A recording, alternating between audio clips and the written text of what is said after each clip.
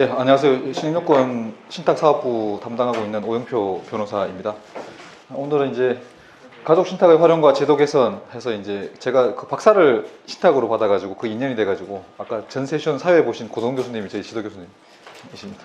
네, 이게 2년이 돼가지고 지급도 지금 이거로 지금 하고 있는데요. 되게 쉽지는 않습니다. 시장은 막 크고 가까고 있는데 신탁 제도가 워낙 좀 아직 우리가 신탁 법은 잘 만들었는데 그 후속 법령들이 안 돼가지고 특히 오늘 주제는 사실 이제 저희가 지금 하고 있는 자산가를 위한 상속 증여 신탁 얘기보다는 결국은 이제 이 저소득층을 중심으로 해가지고 후견 신탁 중심으로 제가 발표를 할 거고요. 그 다음에 중간에 이제 유언대용 신탁 관련해서도 또 살짝 언급을 하고 마지막으로 신탁 의사결정지원센터라고 민간 영역에서 이제 공익 신탁을 하고 계신 분이 있는데 공공 신탁을 그걸 좀 소개시켜 드리도록 하겠습니다. 이 아래 부분에 보시면 제가 뭐 이게 유튜브랑 블로그를 하고 있는데요. 신탁을 워낙 사람들이 몰라가지고 제 이름으로 유튜브에 검색해 보시면 제 이름 검색됩니다. 그래서 한번 들어가서 보시면 한 50개 컨텐츠 올려놨거든요. 그래서 오늘 부족한 부분들은 유튜브로 대체를 하도록 하겠습니다. 고령화 얘기는 아까 전에 1세션에서 많은 얘기를 들어보셨고요. 뭐 간단하게 설명을 드리면 결국 고령화 속도가 가장 빠른 나라 이게 이제 우리나라고 주거용 부동산 재산이 대부분이고 그 다음에 후견 제도가 아직 정책이 안 됐습니다. 친족 후견 비율이 워낙 높고 그 다음에는 이제 후견인 선임 과정에서 우리가 L그룹 사태 보셔도 알죠. 후견인이 누가 되느냐에 따라서 재산의 어떤 배분이 이게 완전히 달라지는 구조이고 회사의 경영권까지를 또 뺏기기 때문에 소송이 많습니다. 지금 현재 초동에는 이제 후견 전문으로 하는 이 변호사들이 많이 지금 있고 있고요. 그래서 이제 이런 상황에서 우리가 뭘 할 수 있을까 이제 고민을 해서 이제 내린 결론은 이제 신탁이 답이다는 거고요. 신탁을 보시면 신탁 내용을 상세히 설명을 드리지는 않겠습니다. 재산 보존 장치가 된다. 왜냐하면 소유권이 수탁자한테 이전되거든요. 왜냐하면 이제 내가 일단 상가 100억짜리 상가를 가지고 있다가 내가 침해가 걸려버리면 관리를 못 하잖아요. 근데 소유권이 신탁사로 넘어가 있고 신탁계약을 열어보면 내가 침해에 걸렸을 때 이걸 누가 어떤 방식으로 관리할지를 다 적어 놓는 거죠. 그게 이제 장점이 있는 거고, 그 다음 설계가 아주 유연합니다. 비스포크, 냉장고 이름에도 요즘 비스포크라는 표현을 쓰는데 맞춤형 정장 개념이죠. 그래서 가족과 재산 상황에 맞게끔 다 설계가 가능한 거죠. 맞춤형 설계가 가능하다. 그 다음에 이제 도산 재련, 압류 금지, 재산분할 대상 아니다. 이런 식으로 해서 이제 수탁자의 뭔가 위험으로부터도 안전하게 보호가 되도록 신탁법이 만들어져 있고요. 그 다음에 중요한 건 사실 이제 컨듀이트 텍세이션. 정확한 표현은 아니긴 하지만 신탁 설정할 때는 세금을 안 냅니다. 그러니까 상속 계획을 짜놔도 상속세도 증여세도 안 되는 거죠. 그런 식으로 해서 이제 유언의 대용으로 지금 쓰고 있는 구조입니다. 그래서 이제 신탁 이런 4가지 장점이 있기 때문에 신탁을 잘 보셔야 된다는 내용이고요. 신탁은 이제 뭐 간단하게 설명드리면 신탁 하나의 그릇이죠. 이 그릇에다가 재산을 가지고 있는 위탁자가 수탁자가 관리하는 그릇에 재산을 넘기죠. 넘기면서 그 그릇을 설계하는 거는 위탁자가 합니다. 위탁자가 하게 되고요. 그래서 신탁 재산의 관리, 처분, 운용, 배분까지를 하게 되고 여기 수익이 생긴다, 원본이 생긴다라고 하면 이제 누구한테 줄지 이걸 정하게 되는 그런 구조가 됩니다. 그래서 이제 신탁이라는 비클은 위탁자가 재산을 수탁자한테 넘겨놓고 위탁자가 원하는 대로 재산을 관리, 운용, 배분하고 그 역할을 수탁자한테 시키는 거죠. 일종의 집사처럼 시키는 그런 구조라고 이해하시면 되고요. 그 다음에 이제 뭐 신탁 이론상으로 보면 이제 신탁의 본질이 재산 관리, 재산 전환, 토산 격리, 설계 유연성 이 4가지를 주로 들고 있는데 이런 장점들이 있어서 이제 우리가 타인을 위한 재산 관리 도구로 전 세계적으로 공이 서는 방법이 신탁이다. 이렇게 이해하시면 될 것 같습니다. 이제 재산 규모별 기준. 사실 우리가 지금 현재 신흥정권이 하고 있는 타겟층은 사실은 이제 저 일본 타겟이죠. 자산가들. 우리가 자산가들이 하면 여러 가지 표현들이 있는데 뭐 금융자산 10억 이상을 이제 부자라고 표현하고 우리나라에 323만 명 있다. 이게 이제 통계치입니다. 그래서 이제 그런 분들은 이제 생존 문제, 재산 보존, 분쟁 예방, 상속 계획 플러스 절세까지를 원하는 거고 우리가 이제 우리 같은 일반 대중들 물론 여기 자산가분들이 있을 수도 있긴 한데 일반 대중들은 생존과 재산 보존하고 분쟁 예방 그 다음에 상속 계획 여기까지가 주 목적이고 이제 저소득층 같은 경우는 생존과 재산 보존이 가장 핵심인 거거든요. 그래서 이제 자산의 규모별로 신탁의 니즈는 되게 다양하다 이렇게 보시면 되고 이걸 우리가 어떻게 활용할지 오늘 이제 주제입니다. 요 장표는 이게 이제 일본 금융청에서 나온 일단 우리나라 자료는 85세까지는 있는데 95세 자료가 없더라. 근데 일본의 최근에 이제 금융청에서 만든 자료를 보게 되면 치매 유병률입니다. 치매 유병률이 놀랍죠. 95세 이상은 여성분들의 83%. 여기 계신 여성분들이 95세까지 사시면 10명 중에 8명이 치매를 앓다가 돌아가시는 그런 거죠. 엄청나게 높은 거죠. 남성들은 50% 정도 되고요. 85세 이상만 되더라도 여성분들의 뭐 43%, 남성의 35%. 우리나라는 여기 좀 높습니다. 이게 일본 자료이긴 한데요. 그래서 이제 결국은 85세가 되면 우리나라 자료는 10명 중에 4명의 치매를 앓다가 돌아가시는 거죠. 그러니까 치매라는 건 되게 무서운 병이에요. 내가 재산이 1조가 있어도 치매가 걸려버리면 그 재산은 내게 아니죠. 그건 이제 후견인이 선정이 되고 뭐 이런 구조로 가는데 그 후견인이 제대로 할 거냐? 과연 고양이한테 생사를 맡긴 게 아니냐? 이런 상황이 될 수가 있습니다. 그렇기 때문에 미국이든 영국이든 일본이든 이걸 재산이 있으면 결국은 신탁 방식과 후견을 결합시키는 모델이 필요한 거죠. 그게 이제 오늘 메인 주제라고 보시면 되고요. 예, 요거는 이제 그 일본의 그 변호사님들이 자주 쓰는 표현을 좀 더 정교하게 만들어 놓은 건데 우리가 재산 관리를 한다라고 했을 때는 이제 기존에는 이제 위임, 뭐 또 재산을 정리한다, 부담부 정려, 사인 정려, 유언, 뭐 법정 후견, 임의 후견, 사업재산 관리, 생명보험 이렇게 있지만 건강 시기부터 상속 개시 이후까지를 재산 관리할 수 있는 방법이 어디 있냐? 여기 이제 변호사님도 계시고 교수님도 계시지만 방법이 없어요. 이 전체 구간을 다 관리할 수 있는 방법은 제일 아랫부분에 신탁밖에 없다는 거지. 예. 그래서 이제 우리가 유언을 하게 되면 재산 배분을 할 수 있어도 내가 장애인 아들이 있는데 유언을 해서 10억을 줬어요. 그 관리가 안 되잖아요. 그러면 결국 이제 신탁으로 씌워서 주는 거지. 그리고 신탁을 열어보면 수탁자 신용증권이 아들의 죽을 때까지 신탁계산에서 나오는 것 중에 생활비, 의료비 지급하라. 이렇게 장치를 만드는 거죠. 이게 신탁이거든요. 그래서 이제 상당히 중요한 내용이 여기에 있고, 그래서 기존에 우리 기존의 민법상의 제도로는 커버가 안 되는 부분을 신탁법이 커버를 해준다. 이렇게 이해하시면 될 것 같고요.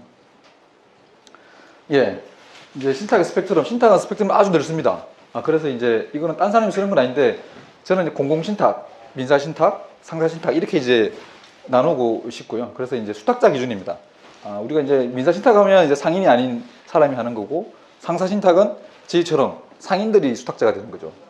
그래서 지금 현재 민사신탁 쪽을 이제 우리나라에 조금씩 지금 하고 있는 상황이고, 이제 저소득층 따지게 되면 사실은 공공신탁이 들어와야 됩니다. 국가가 책임져야죠. 치매 국가 책임제. 그런 개념으로 들어와야 됩니다. 그래서 이제 이걸 비교해 보면 결국 이제 공공신탁은 고령자의 비용 부담이 없죠. 대신에 그거는 우리의 세금, 정부 예산이 들어갈 거고, 그다음 민사신탁은 뭐 비용을 안 내고 설계 때만 좀 내고 안 내고 할 수 있죠. 그래서 이제 고령자 비용 부담이 없는데 대신에 수탁자가 가족입니다. 가족, 전문성이 없는 가족이죠. 경우에 따라 신뢰성을 부여할 수 없는 가족들이 될 수도 있습니다. 그런 문제가 있고, 상사신탁은 이제 저희처럼 상인이 수탁하면 결국은 이제 수탁자의 전문성, 보관, 관리, 운용에 확실하게 잘 할 수 있는데, 여기는 이제 약간의 비용이 아까 토론에도 나와 있는 것 같은데 약간의 비용이 이제 부담이 되는 거죠. 그래서 이걸 세 개를 어떻게 잘 조화롭게 할 것이냐를 아랫부분에 보시게 되면 결국은 저소득층하고 일반 대중 자산가를 나누게 되면 저소득층은 기본적으로 공공신탁 쪽으로 흡수가 돼야 될 것 같고요. 그 다음에 이제 우리 공공후견신탁 같이 연결돼서, 그 다음에 이제 일반 대중들은 이제 민사신탁으로 가거나 나 좀 더 전문적으로 관리받고 싶다라고 하면 저희 같은 상사신탁으로 넘기게 되는 구조가 되고, 자산가들은 기본적으로 뭐 신탁 보수 낼 돈은 충분히 있기 때문에 그런 분들은 상사신탁을 활용하는 이런 구조로 이제 저희가 좀 큰 스펙트럼을 좀 봤고요. 이제 민사상사, 이건 사실 이제 요즘 법무사학계에서 민사신탁을 많이 좀 하려고 하고 있고, 실제 등기도 하고 돌아가시면 집행도 하고 소송도 걸리고 있습니다. 근데 이제 두 가지를 그냥 놓고 비교해 보면, 상사는 결국 이제 신뢰성, 투명성이 높죠. 그리고 이제 우리는 항상 건강문의 조사 감독을 하고 있는 그런 구조니까. 그 다음에 독립성, 가족의 문제를 가족이 해결할 수 있느냐. 만약 여러분들이 내 사후에 유언공증으로 큰아들을 유언집행장으로 지정해서 나중에 유산 배분하라 라고 하면 큰아들이 잘 할 수 있느냐. 할 수도 있고 못할 수도 있고 분쟁이 생길 수도 있고 그러잖아요. 근데 우리 같은 상인들은 투명하고 냉정하잖아요. 그리고 상속인들이 집행해 보니까 아무도 우리한테 컴플레인을 못 해요. 해봐야 소용없거든요. 아버님이 설계해놓은 계약대로 우리가 집행할 수밖에 없으니까. 그런 부분들이 있고 전문성이 있고. 근데 민사신탁은 보수는 없지만 또 이제 장점들이 몇 개가 있습니다. 우리가 지금 자본시장법상 15% 초과해서 수탁자가 의권 행사할 수 없도록 돼 있어요. 자본시장법에. 이건 이제 규정이 개정이 돼야 되는데, 그런 것들을 지금 민사신탁 영역에는 하고 있습니다. 하고 있고요. 보험청구고 신탁. 이것도 사실은 예년이 좀 애매한데 미국도 하고 일본도 하고 있는데 우리나라는 이게 법무부 해석으로 안 된다고 결론을 내렸습니다. 그래서 이걸 이제 빨리 개정을 해야 되는 부분이고, 그다음 재신탁. 우리가 이제 자문시장 보게 되면 재신탁이 지금 허용이 안 돼 있습니다. 근데 이제 사인 간에 하는 민사 신탁은 재신탁이 허용돼 있죠. 이런 식으로 돼 있습니다. 그래서 이제 저희가 추구하는 바는 민사와 상사를 결합하자. 제가 미국을 가봤더니 미국도 사실 민사 신탁에서 시작해가지고 상사 신탁화 시키면서 최근의 트렌드는 민사 상사를 결합시킵니다. 신상 관리와 필요한 자금은 친족들이 하고 큰 자금은 신탁은행이 맡기는 구조이죠. 이게 이제 최근에 유행하는 스킴으로 저희가 확인하고 있고요. 같이 할 수 있는 바들이 이제 재신탁이나 공동수탁이나 업무위탁 이런 거로 지금 되어 있습니다. 이제 메인으로 가서 후견 신탁을 볼 텐데요.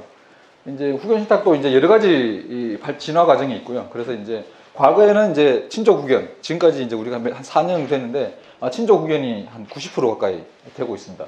그러고 이제 친족들이 맡기기가 어렵다. 아들들이 욕심이 너무 많다. 그러면 이제 가사수사를 통해서 전문가 후견인을 선임을 합니다. 요게 이제 신상 관리와 재산 관리를 한 명한테 맡기는 거죠. 친족한테 맡기느냐, 전문가한테 맡기느냐 이게 있고요. 이제 요걸 조금 더 발전시켜 보게 되면 신상은 친족이 관리를 하고 그다음에 재산은 전문 후견인들이 하게 되는 그런 구조.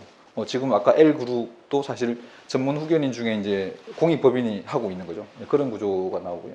그다음에 이제 또 하나의 모델은 가족 중에 후견인을 수령할 사람이 없다라고 하면 이제 전문가 후견인이 신상을 맡고 재산 관리도 뭐 회계법인이든 법무법인이든 맡기는 그런 구조. 이런 구조도 되고요. 이제 오늘 논의할 거는 이제 5번째 마지막 진화 단계라고 보시면 되겠습니다. 전문가 후견인이 신상을 맡고 신탁업자가 재산 관리를 하는 거죠. 상당히 효과적인 방법입니다. 그리고 일본만 보더라도 전문가 후견 중에 변호사 후견인들이 횡령을 해가지고 한번 크게 기사화된 적이 있습니다. 변호사도 믿을 수가 없다. 그럼 결국 이제 관리 감독이 되는 기관에 맡기는 게 사실은 맞다고 보시면 될 거예요. 그래서 이제 오늘 주제는 이제 5번째 단계라고 보시면 되고요. 저희가 이제 후견과 신탁을 결합시키는 연구를 많이 하고 실제 실무상으로 적용하고 있습니다. 하고 있는데 이제 후견인의 전문적인 신상 보호하고 신탁업자의 재산 관리 능력 플러스 이제 요즘 문제가 되는 게 법원이 후견인 보수를 잘 안 줍니다. 이게 이제 후견법인에 계신 분도 있는데 보수를 잘 안 줘요. 우리나라 법원의 속성상 잘 안 줍니다. 그러면 반대로 생각하면 후견 업무만 가지고는 돈을 벌 수가 없다는 얘기가 되는 거죠. 그래서 지금 이제 이 법원에서 후견인 찾기가 너무 어려운 거죠. 찾으면 하는데 하다가 어렵거든요. 365일 뭔가 계속 뭐 긴장을 하고 있어야 되니까. 그래서 이제 다 사임을 하려고 막 난리인데 그거는 이제 달리 해석하면 후견인의 업무 효율성을 증대시켜주면 또 해결될 수 있는 문제입니다. 예를 들면 뭐 월 100만 원씩 주기로 했는데 변호사들이 100만 원 받고 일을 못 하잖아요. 그래서 이제 요즘 10명 정도까지 해주거든요. 그럼 1000만 원이 되는 거죠. 근데 그거를 100명까지 할 수 있는 시스템을 만들어주면 훨씬 더 효과적인 거죠. 그래서 이제 이제 후견 신탁을 하게 되면 신탁업자가 후견 내용을 다 알고 있습니다. 그렇기 때문에 지금 현재 후견 신탁 안 해놓으면 자금 50만 원 인출하려고 하면 진짜 어려워요. 은행 지점에 가서 피고인인 계좌에 가서 인출해 주세요라고 하면 당신은 누구야? 그럼 나는 후견인이야? 그럼 후견 결정문을 지점에 보내요. 그럼 지점에서 직원들이 후견 결정문을 이해할 수 있는 사람이 없어요. 그럼 법무팀에 전화를 하죠. 웬 후견인이라는 사람이 와가지고 계좌에서 50만 원 인출했는데 인출해줘도 돼요? 이렇게 물어보거든요. 물어보면 어떡해? 시간이 엄청 걸리죠. 그 자금 인출하는데 2-3시간 걸려요. 이래버리면 후견인들이 잘 못하게 되는 그런 구조가 됩니다. 그래서 전문직 후견인들이 더 열심히 더 잘할 수 있는 환경을 후견 신탁으로 만들어주자. 이 세 가지가 이제 제일 중요한 내용인 것 같고요. 이제 후견 유형이 여러 가지가 있는데 결국 이제 성년, 한정, 특정, 미성년, 임의 이렇게 있는데 저희가 생각하는 모델은 이제 임의 후견과 유언 대응 신탁을 결합시키는 게 가장 효과적이다. 임의 후견은 내가 사무처능이 있을 때 임의 후견인을 미리 지정하는 거죠. 그리고 너가 후견인이 되면 내 재산을 어떤 방식으로 관리해. 이게 제일 효과적이죠. 법정 후견인은 법원의 판사가 가장 적합하다는 사람을 골라주는 건데 판사가 못 고르죠. 그 가정을 어떻게 합니까? 그렇기 때문에 사무처능이 있을 때 미리 임의 후견인을 지정하는 이거하고 그 다음에 생전의 재산 보호, 사후 재산 배분까지 하는 유언 대응 신탁을 결합시키는 모델. 이걸 이제 제가 요즘 많이 제안을 드리고 있고요. 지금 나머지들은 이제 실선들은 이제 많이 하고 있는 거고 근데 예를 들어 미성년 후견의 유언 대응 신탁 안 받겠죠. 빨간색 점선은 이제 잘 성격이 안 맞는 그런 구조거든요. 그래서 이제 이런 부분들을 저희가 이제 많이 고객들한테 제안 드리고 있는 상황이고요. 이 후견 신탁. 일본은 이제 아까 전에 그런 이슈 때문에 신탁협회하고 가정법원이 손을 잡고 상품을 만들었습니다. 후견 지원 신탁. 후견 제도를 지원하는 신탁인 거죠. 지금 이제 한 6조 정도까지 올라왔는데 생긴 지 얼마 안 됐지만 꽤 빠른 속도로 올라오고 있습니다. 이 시장이 앞으로 우리한테는 엄청나게 큰 시장이라고 저는 보고 있고요. 일본 후견 모델은 특수한 게 하나 있어요. 이게 뭐냐면 중간에 전문직 후견인을 넣습니다. 법원의 인력 등 한계로 해서 전문직 후견인이 들어가서 과연 후견 신탁을 해야만 하는 가족 관계인지 아니면 후견 신탁이 필요 없는지를 중간에 가구 역할로 정해줍니다. 이렇게 하면 법원의 부담도 들고 전문직 후견인이 후견 신탁 해놓고 나중에 본인이 빠지게 되죠. 그럼 친족 후견인 넘겨주는 구조가 되는 아주 합리적인 구조인데 우리나라 가정법원의 스탠스는 하려고 하는데 이게 후견 제도는 상속인을 위한 제도처럼 지금 돼 있습니다. 예를 들면 후견인한테 보수를 더 준다 그러죠. 그러면 이제 잠정 상속인들이 들고 일어나죠. 이의제기하죠. 그런 구조이기 때문에 신탁 방식으로 하면 신탁 보수를 내야 되잖아요. 그게 잘 안 해줍니다. 판사들이 눈치를 보고 안 해줍니다. 지금 한 30건 정도밖에 지금 안 돼 있어요. 그래서 이제 일본 모델을 좀 따라와 줘야 된다. 판사들도 부담을 줄여주고 전문직 후견인이 들어가서 이제 신탁을 설계하고 본인은 빠지는 그런 구조. 요걸 이제 좀 저희가 좀 제도 개선을 좀 해야 되고요. 후견 신탁 구조는 심플합니다. 후견 신탁 계약을 체결하고 그분이 어떤 재산을 가지고 있는지 부동산 가지고 있으면 부동산 신탁 계약, 금전이 있으면 금전 신탁 계약을 쭉 체결하는 거죠. 전세 보증금 있다라고 하면 이제 금전 채권 신탁도 하고 그래서 보통은 이제 금전 부동산은 주로 가지고 있어 같이 이렇게 세팅하는데 우리나라 지금 자본시장법에 보게 되면 종합재산 신탁이라는 제도가 있습니다. 근데 활용을 못 하고 있죠. 왜냐 법에는 나와 있는데 대통령령이 없어요.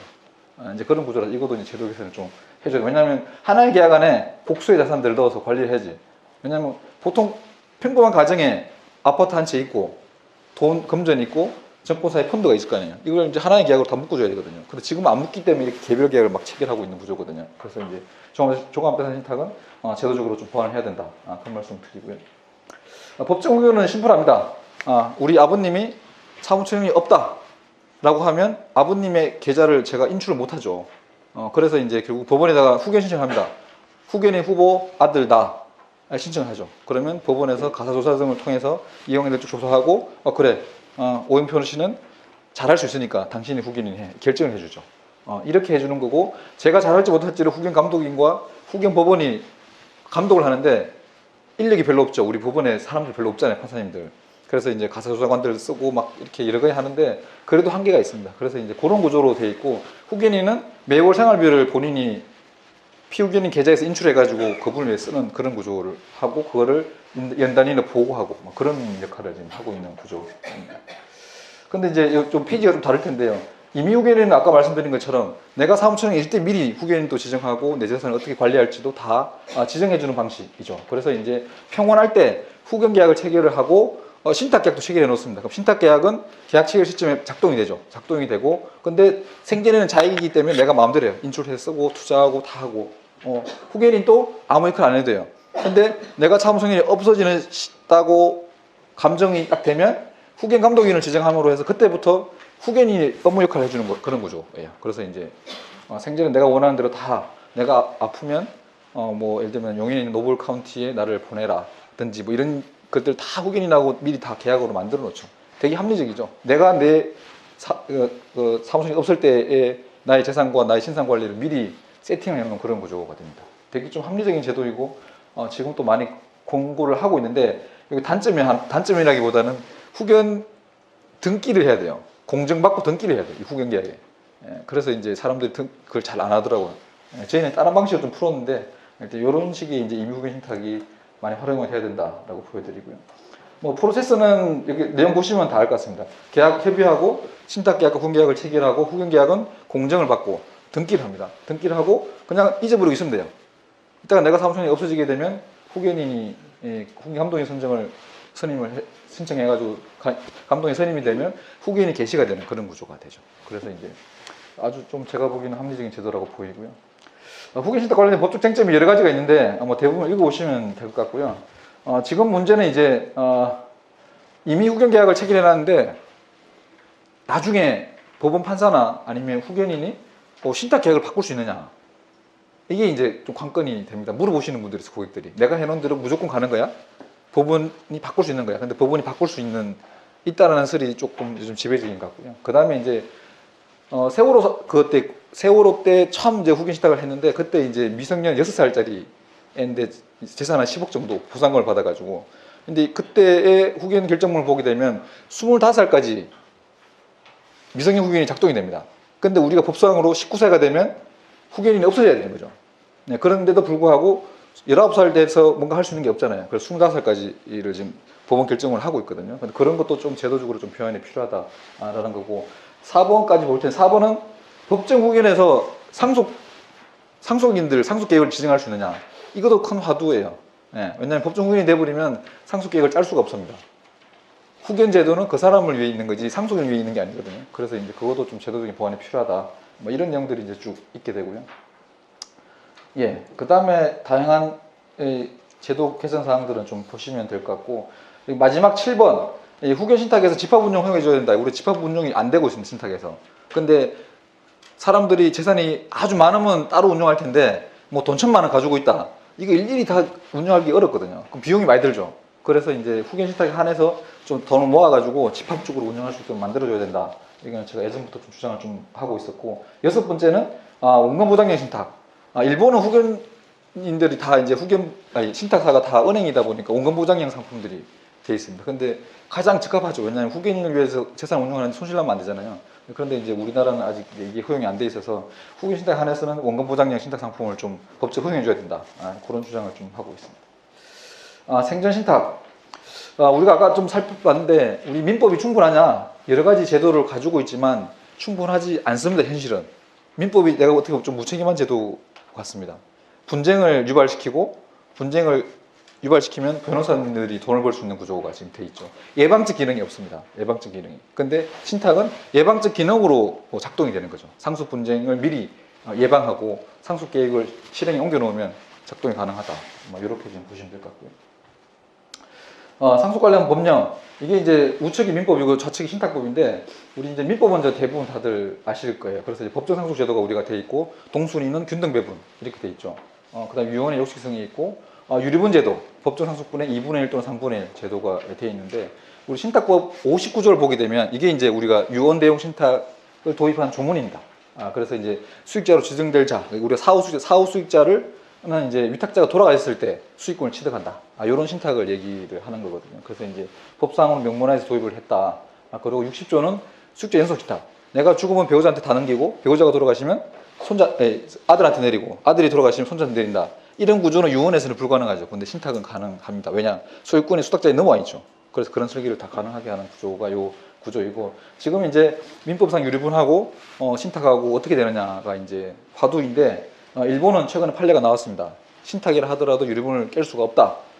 왜냐하면 이제 이것만 깰 수 있으면 신탁은 대박이 날 수 있는 구조인데 일단 현재 안 되고 있습니다. 좀 안타깝긴 한데 이런 이제 법령도 좀 알아두시면 좋을 것 같고요. 그 다음에 이제 유언공증.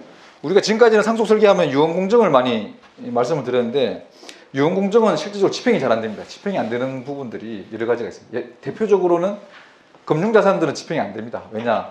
유언은 언제든지 처리 가능하기 때문에 우리 회사한테 오면 공증 들고 자녀분들이 오면 마지막에 한 유언인지 확인할 수 있는 방법이 없어요. 공증 시스템이 안 돼 있습니다. 그래서 만약 우리 아버님이 유언 공증을 했을 텐데 안 보여. 그럼 어떻게 해야 돼요? 시스템을 찾을 수가 없죠. 우리 아버지의 과거 주소지를 다 찾아가지고 주소지 인근에 있는 공증사무소를 다 뒤집니다. 아주 원시적인 거죠. 그래서 빨리 그 유언 공증에 대한 제도를 바꿔야 되고요. 근데 이제 그런 거 이제 집행이 안 되다 보니까 이제 상속 신탁이 집행에는 가장 확실하다. 이렇게 지금 저희가 좀 설명을 드리고 있고. 유언대용 신탁 구조는 생각보다 심플합니다. 그냥 생전에 재산을 다 맡기고, 내 생전에 내 거, 내 사후에 누구한테 어떻게 줄지를 미리 정합니다. 집은 배우자, 상가는 아들, 예금은 딸, 이런 식으로 이제 주는 그런 구조인 거죠. 그게 이제 여기 도식화가 되어 있고요. 심플하게 들면 이제 아파트, 상가, 주식, 예금이 있는데, 그럼 결국 이제 배우자가 살아야 되기 때문에 아파트하고 예금은 배우자한테 귀속시키고 주식과 상가는 아들한테 주는 그런 거죠. 이렇게 이제 설계를 합니다. 설계를 하면 저희가 유리분 침해되는지 안 되는지 다 분석을 해드리고 그렇게 이제 설계를 하는데 이 케이스는 유리분 침해는 안 되는 케이스로 이렇게 정리가 됐고 아들이 어려요. 그러면 아들 30岁 될 때까지는 배우자가 관리를 해주라. 이렇게 이제 작동을 시키는 거죠. 여기 가장 심플한 모델이고 저희가 이제 고객들한테 설명드릴 때 이 장표를 많이 보여드립니다. 인생은 4단계가 있는데 1, 2, 3, 4 4단계가 있는데 가장 위험한 시기가 언제냐 하면 경증 침해에서 중증 침해로 전이되기 전. 이거는 이제 제3자에 의한 재산 편취 행위들이 많이 생기고요. 그다음 후견 개시 이후에 상속 개시 될 때까지 이때도 제일 위험합니다. 친족들이 잘 해주면 좋은데 대부분 고양이한테 생사를 맡기는 그런 결과가 실제 신문기사에 많이 나오죠. 그래서 이제 이런 위험한 시기, 상속 개시 이후에 뭔가 재산 관리, 이거는 우리 민법상 제도로는 안 됩니다. 그래서 저희처럼 신탁사들이 신탁을 많이 권해드리고 있는 그런 구조이고요. 뭐 이 생존신탁 모듈링이라고 하는 거는 사실 이제 뭐 하나은행 같은 경우는 가족 배려 신탁 이렇게 해서 이제 내가 죽은 이후에 장례비 이런 것들 내가 만들어 놓고 주고 싶다. 그럴 때 이제 활용하는 방식인데 이거는 저희가 출시를 했는데 생각보다 사람들이 관심을 안 가지고 있어서 그냥 내용은 읽어보는 걸로 가름하겠고요. 상속신탁 관련 제도 개선. 이제 첫 번째 이제 가장 중요한 문제가 자산이 없는 사람일수록 배우자의 생계비는 만들어놔야 되잖아요. 근데 뭐 매덕만 돼도 요즘 다 뺏어가잖아요. 아들 특히나 재혼을 했다라고 하면 전혼의 아들들이 다 뺏어갑니다. 근데 이 유류분 제도가 사실은 이게 좀 프랑스 민법을 도입을 78년도 했는데 크게 비판적인 사고 없이 도입했던 것 같아요. 이런 경우는 이제 해결이 안 됩니다. 그래서 제 주장은 예를 들어 기대 예명까지 최저생활비 정도를 배우자한테 가더라도 이건 유류분 침해가 아니다고 봐야 된다. 이렇게 해줘야 되는 거예요. 그게 합리적이잖아요. 부부는 경제공동체이기 때문에 그렇게 해줘야 된다는 걸 좀 설명드리고 생명보험 청구 신탁 이거 빨리 허용을 해야 됩니다. 생명보험 청구권이 지급되는 시점은 부모들이 돌아가실 때죠. 그럼 미성년 애들 관리가 안 되잖아요. 그럼 이제 외할아버지, 할아버지가 등장을 해서 많이 탕진을 합니다. 그래서 이건 빨리 개선이 필요하고 전답 농지 과수원 이것도 신탁이 안 돼요. 상세 신탁이. 농지 취득자격 증명원은 법인한테는 안 내줍니다. 영농부인 빼고는. 그래서 이제 이런 것들은 그럼 농민들은 유언등신탁 할 수 없느냐? 너무나 억울하죠. 그래서 좀 해줘야 되고요. 그 다음에 상가임대차보호법, 주택임대차보호법 이게 이제 신탁 이후에 임대차 계약 체결할 때 이게 보호가 되느냐? 이것도 빨리 제도 개선을 하셔야 됩니다. 저희는 이제 건조당 설정 등으로 전세금 설정 등으로 지금 피해가고 있는데 그게 필요하고 그 다음에 또 하나 신탁 원부 열람. 신탁 원부를 떼보면 신탁 계약서가 다 들어가 있어요. 신탁 계약 들어가 보면 가족의 프라이버시들이 그 다 들어가 있죠. 그래서 지금 이게 시급하게 개선돼야 될 상황입니다. 그래서 이런 부분들이 빨리 개선돼야지 제도가 좀 보완이 될 것 같고요. 마지막으로 이제 최근에 새로운 모델. 이거는 이제 그 한국 자폐인 사랑협회에 있는 김용직 변호사님이 이제 만든 단체인데요. 신탁 의사결정 지원센터라고 해서 이게 이제 실제적으로 아산재단이나 서울시 이런 데 돈을 좀 지원받아가지고 본인들이 수탁자가 되는 거예요. 무상 신탁이기 때문에 라이선스 받을 필요가 없습니다. 그래서 지금 이거를 자폐인 중심으로 해서 지금 하고 있는데 한 50건 정도 했어요. 근데 아직은 이제 규모는 크지 않습니다. 이런 단체들을 신뢰를 주기가 되게 어렵고 재산 관리를 할 수 있느냐 어렵죠. 그래서 이제 이런 모델도 상당히 좋은 모델이긴 한데 저는 뭐 생각하기에 이제 좋은 시도인데 문제는 재원 마련이 가장 큰 문제입니다. 거기도 지금 재원이 없어가지고 재원 마련이 가장 큰 문제예요. 그래서 이런 부분 영역들은 국가가 나서야 됩니다. 국가가 나서야 됩니다. 그래서 이제 발달장애나 자폐, 그 다음에 치매 이건 국가가 책임져 줘야 돼요. 그래서 이제 공공기관을 만들어 가지고 공공기관이 신탁을 하는 거죠. 그렇게 하도록 해줘야 된다. 그래서 이제 이거는 이제 그 루브르 박물관에서 찍은 사진인데요.